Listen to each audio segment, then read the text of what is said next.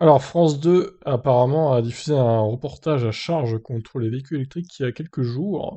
Debunking et fact-checking sur Frandroid. Quand un média généraliste aussi formaté qu'un journal télévisé tente de vulgariser en 3 minutes un sujet comme la voiture électrique, les erreurs et les contre-vérités s'enchaînent à grande vitesse. Comme TF1, 8 mois avant lui, avec un reportage mémorable sur la voiture hybride rechargeable, France 2 a diffusé samedi 31 juillet dans son journal de 20 heures un reportage trompeur sur la voiture électrique.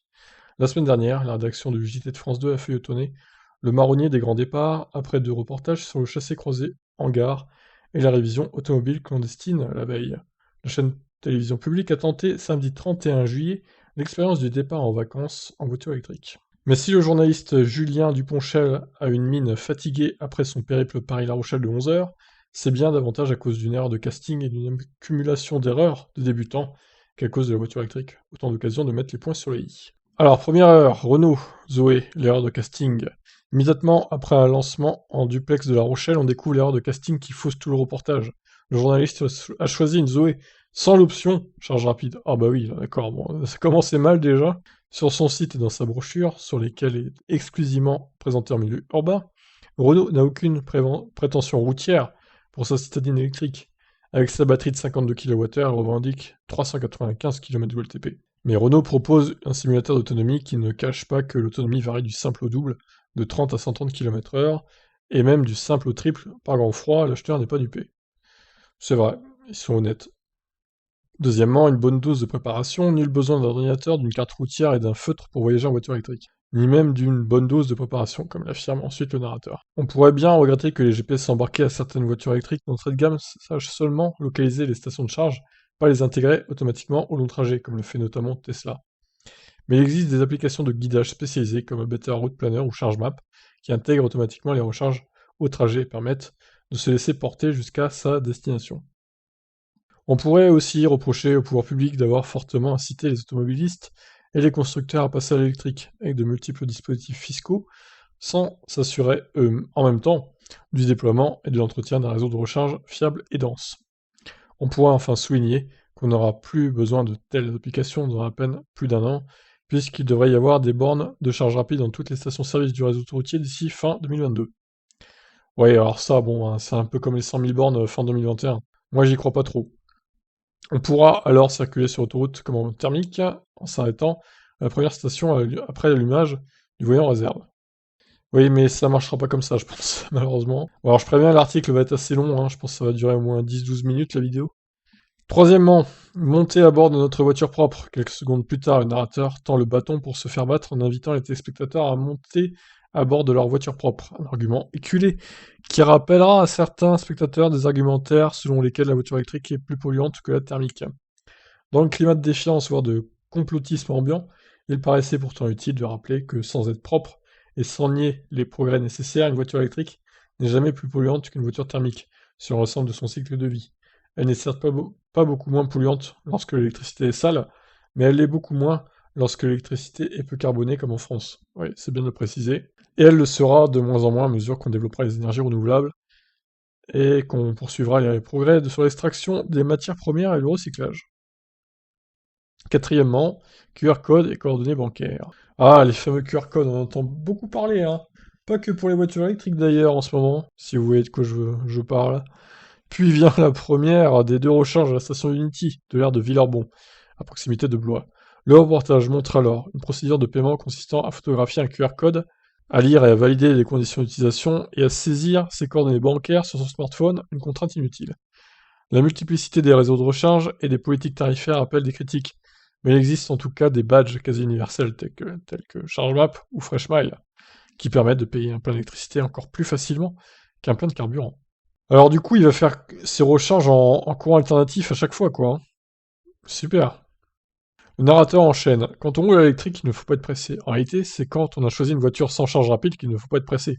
La puissance de charge de la Zoé de France 2 plafonne à 22 kW. Non mais sérieux, quoi. Ils auraient pu au moins en prendre une qui charge à 50, bordel. C'est bien plus qu'il n'en faut pour les recharges nocturnes entre 2 journées d'utilisation urbaine intensive, mais c'est effectivement pénalisant sur autoroute. Il faut 1h49 pour recharger de 15 à 80%, selon le simulateur de temps de charge de Renault. Renault propose pour 1000 € une option charge rapide à 50 kW, avec laquelle une charge de 15 à 80% passe à 54 minutes. Des voitures électriques d'entrée et de milieu de gamme acceptent 100 kW, de quoi passer de 10 à 80% en une trentaine de minutes, et des modèles haut de gamme dépassent 200 kW en pointe. Les bornes ultra rapides du réseau Unity peuvent d'ores et déjà délivrer jusqu'à 350 kW, les superchargeurs V3 jusqu'à 250 pour l'instant. Sixièmement, c'est pas la bonne prise. L'oubli de l'option charge rapide est d'autant plus pénalisant qu'il réduit le choix de bornes sur autoroute, où les bornes lentes se raréfient à juste titre. Surtout si, comme journaliste de France 2, vous avez oublié votre câble de recharge, ou si vous ne saviez pas qu'il était rangé sous le double fond du coffre. Quoi? Ainsi, quand Julien Duponchel s'arrête à une station pour la seconde recharge, il croit que ce n'est pas la bonne prise. En fait, la borne dispose bien de la bonne prise, mais soit il l'a pas vue, elle est certes dissimulée dans la pénombre de la trappe, soit il ne dispose pas du câble approprié. On peut aussi le regretter, mais contrairement aux bornes de charge rapide, qui disposent toutes d'un câble combo CCS captif, certaines bornes lentes disposent d'une prise à laquelle il faut brancher son propre câble. Le journaliste doit donc s'éloigner de l'autoroute pour trouver une borne isolée sur le parking d'un supermarché en périphérie de Poitiers, disposant d'un câble captif. Au terme des 480 km de Paris-La Rochelle, le journaliste, Julien Duponchel, se dit soulagé d'être arrivé après 11 heures de route, en pratiquement 5 heures de plus qu'en voiture thermique. Comme si le portrait caricatural dépeint jusqu'alors ne suffisait pas, le reportage se conclut ainsi sur une dernière incohérence grossière. On nous a effectivement parlé de recharges de 1h30, soit 3 heures de charge. On nous a aussi parlé de bouchons entre Paris et la première recharge sur l'aire de service de Blois-Villarbon, 175 km accomplis en 3 heures au lieu de 1h50 avec un trafic fluide. Les 2 heures manquantes sont donc en partie imputables aux bouchons, qui concernent tout autant les thermiques, mais aussi en partie aux détours inutiles lors de la seconde recharge. On ignore pourquoi le journaliste est sorti de l'autoroute pour se rendre dans la zone industrielle de la République, en périphérie de Poitiers. Puis, faute de câble au parking de l'Intermarché de la demi-lune, au lieu de s'arrêter sur l'autoroute, sur l'aire de service de Jaune-Éclan, où la bande lente de la station Unity disposait d'un câble captif, un sacré détour et une sacrée perte de temps.